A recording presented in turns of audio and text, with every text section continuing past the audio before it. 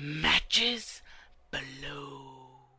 Hey, what is up, guys? Balone here, bringing guys another DC Toy Box TV review. Today we're going to be looking at the Legion of Collectors exclusive Suicide Squad action figures. Okay, guys. Today I'm bringing you guys kind of like a special review. These are some cool Suicide Squad action figures that came in the July's box of the Legion of Collectors. For those guys who don't know, Legion of Collectors is a bi-monthly subscription box from Funko, and it is all DC Comics in material, content, whatever you want to call it. So these were inside of the box. I wanted to save them for, a DC TV review, or a DC Toy Box TV review. I apologize. So it is just, a quick special kind of view. I'm going to focus on just one of the packagings. They are exactly the same. But you could see this is a card package. It looks real cool. You see this kind of like bomb in the background that's about to go off. Here we do see a Suicide Squad logo as well as Joker. This is a 3 3/4 inch fully posable action figure, so that's really cool. I kind of like these haha graphics right here, how they kind of illuminate on the light. And I'm not really sure what this kind of like spiral images is. It does look cool, but I'm not, I want to say these look like bullets. So that's what I'm going with. I believe that is a round of bullets, but, I could be mistaken. And of course, you do see right here in the blister packaging the actual Joker action figure. So that looks really cool and awesome. And up top, we get a age recommendation of 14 and up. So that looks cool. In the back, it is just pretty much a black background with some more ha-ha-ha's right here on the side. We do get a Funko logo, a DC Comics logo, some more kind of manufacturing details, Funko's social media contacts, made in China, and here in the bottom we get that exclusive DC Comics Legion of Collectors sticker. So once again, guys, if you guys want to get these figures, they were exclusive to the Legion of Collectors box of July. I'm sure they have some more boxes, so go check them out. If not, you're gonna have to kind of hunt them down on eBay or some other method. But yeah, before we open them, let's kind of go over the Harley Quinn packaging. So she essentially has the same packaging. The only differences would be the color of the bullets right here. Instead of the ha-ha-ha, she has her signature diamonds. So that's really cool. We do see that Harley Quinn also has an accessory right here. So that's awesome. And of course, the information has changed to Harley Quinn, but it is still a 3 3/4 inch fully posable action figure. So that's really cool. And the back is pretty much identical. Again, switching out the ha-ha-ha's for that diamond graphics. So that looks cool. But yeah, let's open these guys up and let's just check them out. Okay, guys, here we have Joker and Harley Quinn out of their packaging. Sorry for that. So I gotta say this is really cool. I am gonna kind of go over the articulation with Joker, but I will go over in detail with Harley Quinn as well.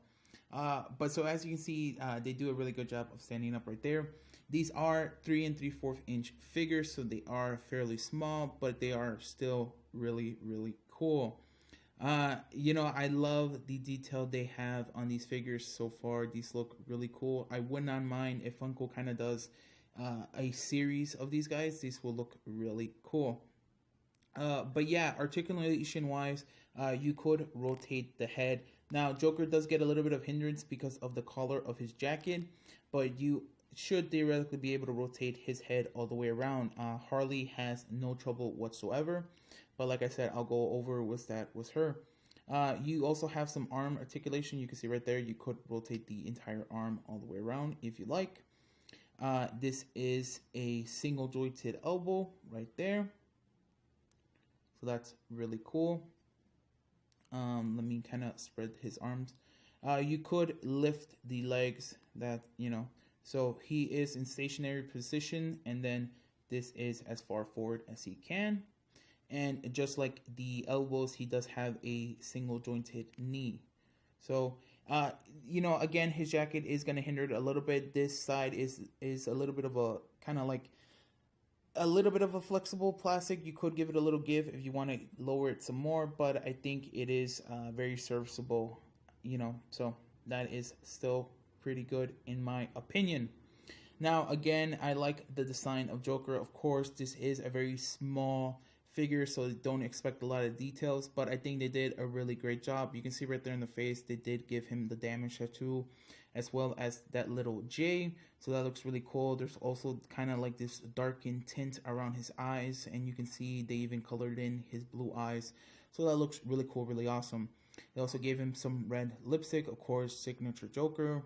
He does have pale complexion, and he has that bright green hair, so that looks cool. You could also see how they molded it to be slick back. He does not have a shirt, but of course you could see his Joker tattoo and his smile tattoo right there in his stomach. He's also wearing some gold chains, where if you kind of look up, you could see all the different kind of like chained locked together. He's wearing some interesting shorts.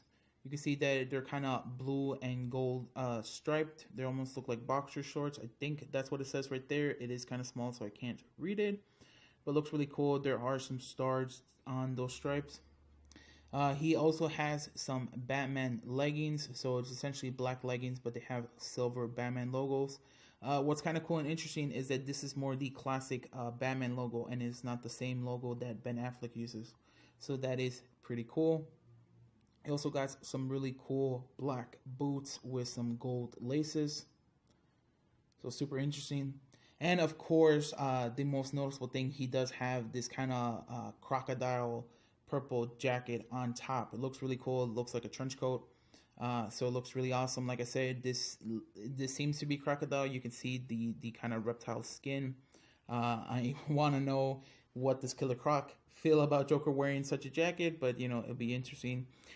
You could kind of rub your finger, and it does feel all the different mold lines, so that is really cool. I'm glad that Funko was able to put so much detail in such a small figure. It just looks really awesome. And the paint is really good. I feel like the jacket and the shorts are kind of a more glossy paint, so it stands out a little more. And then there are of course some matte colors around him as well. But yeah, overall, I really do like this figure. This looks really cool, really awesome. I'm not sure if it really looks like Jared Leto, but I like the expression on this little guy either way. I'll most likely have these figures on display on my desk. I like having little stuff like this. So we're going to see if we can stand up Joker, and we'll put him off to the side. And of course, here we have Harley Quinn. You can't have Joker without Harley Quinn, right? So Harley Quinn also nicely detailed. She does have an accessory bat that you see right here. It does says goodnight, which, of course, the bat in the film also says that. So that looks really cool. This is just, a plastic piece. We are going to put it aside just so we can pay attention to the figure. So we'll put that there. But yeah, she has the same articulation points as Joker. Head, arm, knees, elbows, so it is all identical. I just want to showcase that you do not get any type of hindrance with her head, so you could rotate that all the way around. You don't have to necessarily be worried about the hair because it is elevated, but if you want to be extra precautious, just make sure it doesn't get tangled. These are very small plastic pieces, so they'll most likely be easy to rip off or break. But she is just as bright and vibrant as the Joker, if not brighter. She has some nice red and blue going all around her jacket. You could see this kind of gold trimming as well, also on her bracelet and her belt, so that looks really cool. You do see that right here on her tattered shirt, it does says Daddy's Little Monster, which again, that's what it says in the film. And in the back of the jacket, you got a glimpse that it says property of the Joker, which again, that is what it says in the film. That looks really cool. She's also wearing her kind of put-in choker, so that looks awesome. I don't believe the Funko Pop version of her has that, so it's kind of cool that Funko was still able to do a figure that has the choker on. She does have these kind of fishnets to her, right? These stockings, so that looks really cool. It is in a much more grayer tone, so it doesn't, reflect the same flesh tone. We are missing those tattoos. You know, she has some diamond tattoos and stuff on her leg. So that's a little unfortunate, but again, you give it a pass just because this is such a small figure. You really can't hold it against them. She does wear a glove right here in her hand. I believe this is her baseball hand, so I should have put the bat on that one, but that was a mistake on me. She does have some color on it as well. It is red and blue with the gray fingers, so that looks really cool. And on the other hand, she seems to have a ring, so that looks awesome. And of course, to round out her whole outfit, she has these really cool sneaker heels. So that looks super awesome. It is mainly white with some black accent and the red heel itself. Looks really cool. But yeah, I'm glad to say that neither Harley Quinn or the Joker have any type of payment stamps. They just look really nice. I like how they kind of still incorporated that tattered look on them. So that looks cool. And again, I don't really know if this does look like Margot Robbie, but it definitely looks like Harley Quinn. I love how they even added kind of like the running makeup around her eyes. She also has the red lipstick as well as the little heart tattoo. And they did give her blue eyes as well, so it looks really cool. Also, the paint on her ponytail, so you kind of see it gets really dark towards the end, but then as it progresses up, it gets really light and fades into just her natural blue hair. So that looks awesome. And here we're going to have a kind of close-up of the two. My camera focuses. So you could see these guys do belong to one another. Like I said, this is one of those, very famous comic book couples. So, yeah, you really can't have a Joker without a Harley Quinn or a Harley Quinn without a Joker.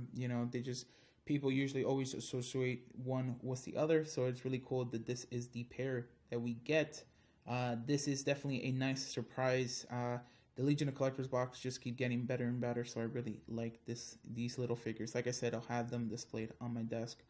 But yeah, that's essentially my review of them. I definitely like to get a full series of this. If Funko, if you guys are watching this, I wouldn't mind buying some more from you guys. But if these are the only two, these look really cool and really awesome. But go ahead, guys, comment down below. Tell me on your guys' thoughts and opinions. Did you guys pick up a Legion of Collectors box? And do you guys have these little guys? Joker does not want to stand up. If not, are you interested in buying a set? Whatever your guys' comments are, let me know. Like the video, you guys like it, dislike it if you didn't, and subscribe and look forward to more videos, guys. Thanks. Laters.